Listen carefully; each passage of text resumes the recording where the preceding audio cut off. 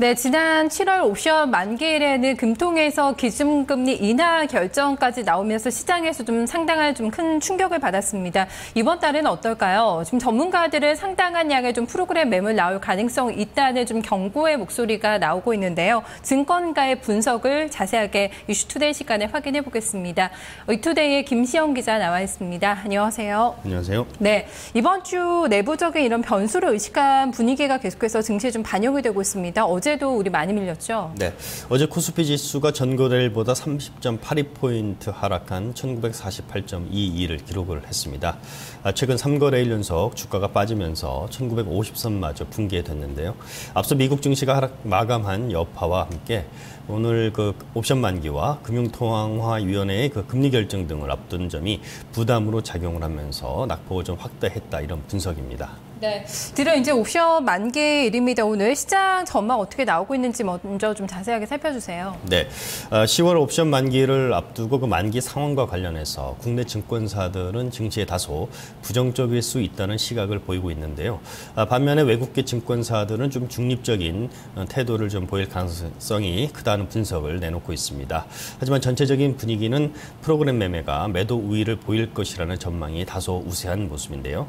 한국거래소에 따르면 지난 5일 기준 프로그램 순차익 잔고는 4조 780억 원입니다.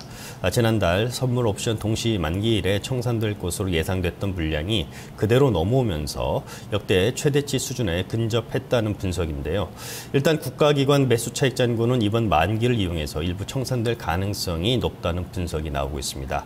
신한금융투자는 이번 만기에 우선적으로 청산 가능한 물량 규모가 6천억 원 수준으로 이렇게 전망을 했습니다. 국가기관보다 더 문제가 되는 것은 역시 외국인 물량이라 할 수 있겠는데요. 이론적으로 최근 차익거래 조건으로서는 그 잔고 손해가 우려되기 때문에 청산 가능성은 좀 낮다, 이런 분석이 많습니다. 하지만 역시 환율이 변수인데요. 원달러 환율 하락으로 차익거래 조건이 개선되지 않더라도 환차익만으로는 충분한 수익이 생겼기 때문에 청산 가능성 있다라는 분석입니다. 더구나 연말 배당 매력이 그다지 매력적이지 않다는 점도 나오고 있어서 외국인들의 청산 가능성을 경계해야 한다, 이런 분석이 많은데요.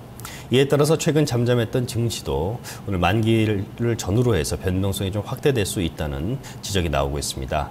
최근 지수의 등락이 제한되며 변동성 축소 국면이 지속이 됐지만 프로그램 매매가 매도 우위로 바뀔 경우 일시적인 변동성 확대가 나타날 가능성도 배제할 수 없다는 분석입니다.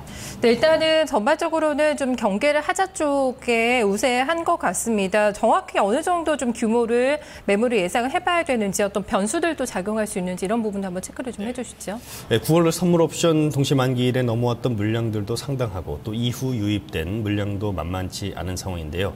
특히 국가 지자체 물량 가운데 2천억 원 정도가 좀 청산될 것으로 시장에서는 관측을 하고 있습니다. 프로그램 물량 부담은 적게는 300에서 400억 원 수준, 또 많게는 역시 2천억 원 수준이 될 것으로 시장은 좀 예상을 하고 있는데요. 한국은행의 그 금융통화위원회의 그 기준금리 결정이 좀 변수가 될 수 있다라는 지적이 나오고 있는데요. 실제 지난 7월 옵션 만기일에는 금통위가 예상 밖의 기준금리 인하를 함으로 해서 시장이 좀 큰 충격을 받은 바도 있습니다. 네, 금통위 방금 언급을 해주셨는데 앞에서도 계속 내용을 좀 살펴봤거든요. 어느 때보다 금리 인하할 거라는 좀 목소리가 강하게 나오고 있는 것 같아요. 네. 채권시장 전문가들은 한국은행 금융통화위원회가 이달 기준금리를 인하할 것으로 이렇게 전망을 했는데요.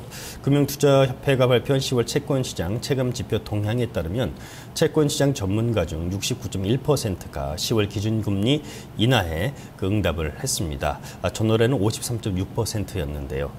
전문가들은 내수 심리 위축과 또 수출 및 경제 성장률 둔화로 국내 펀더멘털의 그 불확실성이 지속되는 것을 분석을 했습니다. 또 미국과 유럽의 양적 완화 정책에도 세계 경기 침체 우려가 여전해 기준금리 인하 가능성이 상대적으로 높다는 쪽에 무게를 실었는데요. 하지만 일각에서는 기준금리 동결 가능성도 제기가 되고 있습니다. HMC 투자증권은 현재 수준인 연 3.00%로 유지할 가능성을 전망을 했는데요. 현재 스페인 당국의 구제금융 신청, 임박설 부인 등으로 관련 불확실성이 지속되고 있지만 스페인 은행권 스트레스 테스트 결과에 대한 안도감이 확산되는 가운데 유로존 재무장관 회의와 또 EU 정상회담을 거치면서 구제금융 불확실성이 점진적으로 완화될 것으로 전망이 되기 때문이다 이렇게 분석을 하고 있습니다. 또 아울러서 미국의 고용지표가 양호한 것으로 나와서 경기 저점 형성 가능성과 또 안정화의 무게를 실어줄 것으로 예상이 돼서 동결 가능성도 열려 있다 이렇게 분석을 하고 있습니다. 네, 이렇게 내부 변수도 많고 일단 긍정적인 재료가 없고 그렇습니다. 계속해서 시장이 조정 양상을 나타내고 있는데요. 전략적인 측면에서도 상당히 좀 불안하거든요. 어떤 업종이나 좀 종목 쪽에 대해서 증권가에서는 최근에 포커스를 맞추고 있을까요? 네, 최근에 이렇다 할 종목이나 업종의 움직임이 나타나고 있지 않은데요. 낸드 프레시 그 반도체 가격이 반등을 하면서 관련주에 대한 실적 호조 기대감이 높아지고 있습니다. 삼성전자와 SK 하이닉스가 그 수혜를 볼 것으로 시장에서는 예상을 하고 있는데요. 삼성전자는 최근 한 달간 9% 넘게 또 SK 하이닉스도 4%가량 주가가 올랐습니다. 다만 반도체 종목이 보다 상승 탄력을 받기 위해서는 낸드 플래시 가격 상승보다는 D램 가격 상승이 필요하다는 지적인데요. 국내 반도체 업체의 경우 D램 매출 비중이 높기 때문입니다. 아울러 수주와 실적 모멘텀을 겸비한 피팅주에 대한 관심 역시 필요하다는 분석이 나오고 있는데요. 종목별로는 성광밴드가 최근 3개월간 주가가 42% 상승을 했고요. 태강과 하이로코리아도 각각 18%와 26% 올랐습니다. 상승을 했습니다. 글로벌 경기 위축에도 고유가 및 에너지 관련 투자가 지속되고 있기 때문인데요. 하반기 조선사들의 대규모 해양 플랜트 물량 발주가 본격화하면서 각종 플랜트용 피팅류를 생산 공급하고 있는 이들 기업의 수주 및 실적 모멘텀 역시 4분기에 이어질 것이라는 분석이 지금 제기가 되고 있습니다. 네, 알겠습니다. 오늘 말씀 잘 들었습니다. 고맙습니다. 네, 시장 분석도 들어보신 것처럼 썩 긍정적이지만은 않습니다. 여기에서 수익을 낼 수 있는 틈새를 잘 공략을 해서 또 오늘 장도 방어를 잘 하셔야 될 텐데요. 잠시 후에도 구체적인 전략을 함께 고민해 보겠습니다.